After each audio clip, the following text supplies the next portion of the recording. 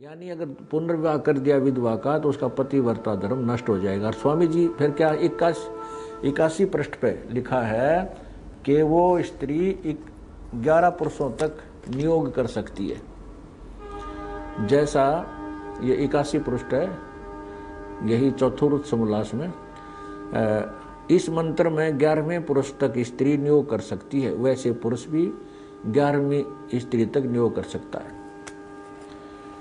अब क्या बताया है, जो हमने आपको पहले सत्यार प्रकार दिखाया है जिसको हम कॉमन यूज कर रहे हैं, उसमें जिसको शंका हो जाती है कि ये शायद इन्होंने स्वयं बना रखा है, नहीं, उसका भ्रम निवारण करने के लिए एक और प्रकाशक द्वारा आपको दिखा, इसमें भी सेम टू सेम है। अब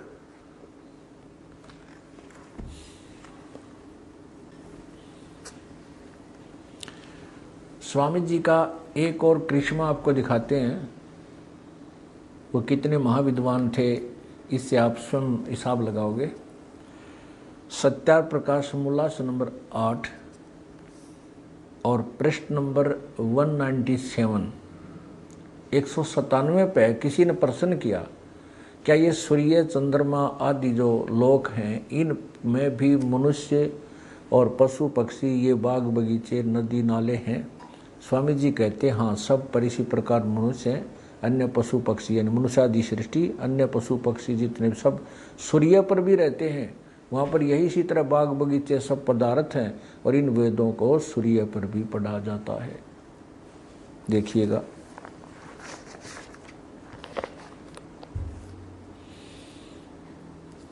ये वही सत्यार प्रकाश और इसका ये समोल्लास अष्टम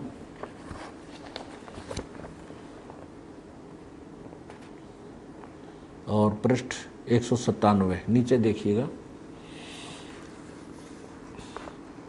प्रश्न, सूर्य चंद्र तारे क्या वस्तु हैं और उनमें मनुष्य आदि सृष्टि है वा नहीं? स्वामी जी ने उत्तर दिया, ये सब भूगोलोक और इनमें मनुष्य आदि प्रजा भी रहती हैं, यानी सब पशु पक्षी प्राणी मनुष्य आदि में आ जाते। नीचे देखो, क्लियर किया है।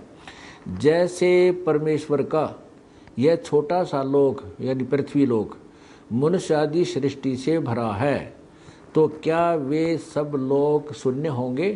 परमेश्वर का कोई भी काम निष्प्रयोजन नहीं होता, तो इतने असंख्य लोकों में यानी सूर्य आदि में, सूर्य पर भी मनुष्य आदि सृष्टि न हो तो सफल कभी हो सकता है? अर्थात तो इसलिए सर्वत्र मनुष्य आदि सृष्टि है। नीचे देखो, फिर क्या लिखा है कि दाता परमात्मा ने जिस प्रकार से सूर्य चंद्र धो भूमि अंतरिक्ष और तरसथ सुख विशेष आदि पदार्थ पूर्व काल में रचे थे, ओए होए, इन सूर्य आदि पर जो पूर्व काल पदार्थ रचे थे, वैसे ही इस कल्प अर्थात इस सृष्टि में भी रचे हैं। ओहो, तथा सब लोक लोकांतरों में भी बनाए हैं, भेद किंचित मात्र नहीं है। आगे देखो, किसी ने पूछा कि प्रश्न, जिन वेदों का इस लोक में प्रकाश है, उन्हीं वेदों का उन लोकों में भी प्रकाश है वा नहीं? अर्थात सूर्य पर भी इन वेदों को पढ़ते हैं वा नहीं? उत्तर में ऋषि जी का उन्हीं का है, अर्थात इन वेदों को वहाँ भी पढ़ा जाता है। स्वामी जी कह रहे हैं कि परमात्मा ने जैसे पहले इस प्रलय के से पहले सृष्टि रची थी, उसमें सूर्य आदि लोक बनाए थे और उनमें ये पदार्थ पहले भी रचे थे, और उस सूर्य आदि पर या अब भी वह बाग बगीचे किस्मस मेवा मनुखा दाख ये सब फल फूल झरने आज भी सूर्य पर रचे हुए हैं, और वहाँ पर इन्हीं वेदों को पढ़े जाते हैं। इन्हीं वेदों को पढ़ते हैं वहाँ पर सूर्य पर रहने वाले व्यक्ति। ये है महर्षि दयानंद जी का सत्यार प्रकाश का ज्ञान। आप देख लेना पुण्यात्माओं, यो ज्ञान है या अज्ञान है। सत साहेब, क्रोथा कांड का कारण यही तत्व ज्ञान है, यही सत्य उजागर करना रहा है। जैसा कि आपने अपनी आंखों से सत्या प्रकाश को देखा और इसमें क्या लिखा हुआ है, ये सब कुछ जो आज आपके समक्ष सीडी भर के हम दिखा रहे हैं, ये हमने पहले समाचार पत्रों में विज्ञापनों के माध्यम से जनता तक पहुंचाया था।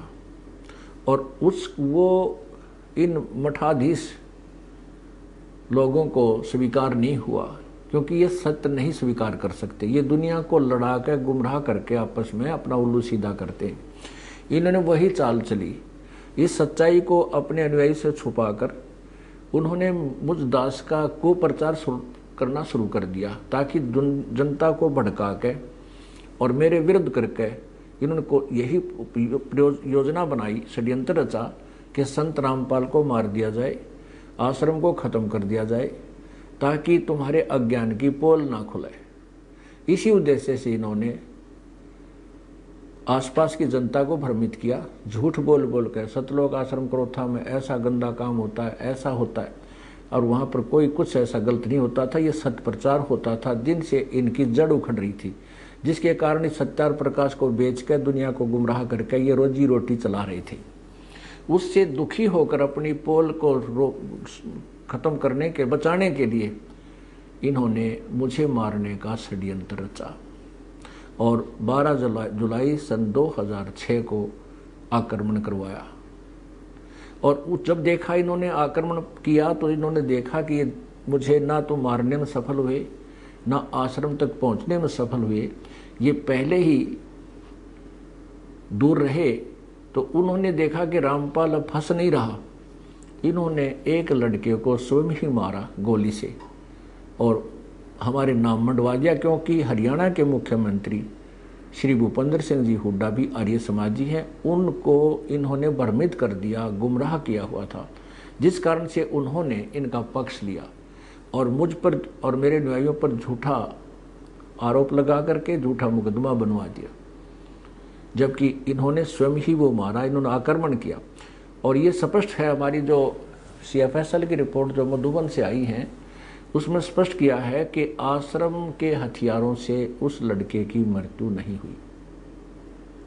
और उस लड़के का जो गोली लगा हुआ घाव का टेक्निकल जो तरीका है, उससे पता चला है कि वो ज़्यादा से ज़्यादा 20 फुट की दूरी से चले हुए हथियार से मृत्यु को प्राप्त हुआ है।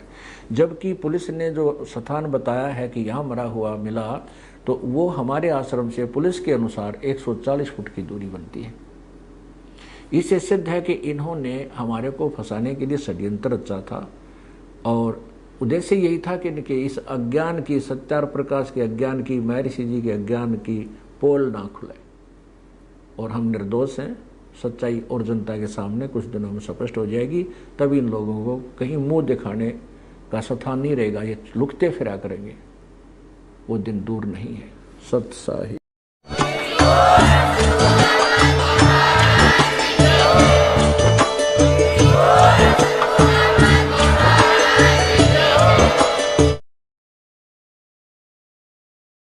सत साहिब।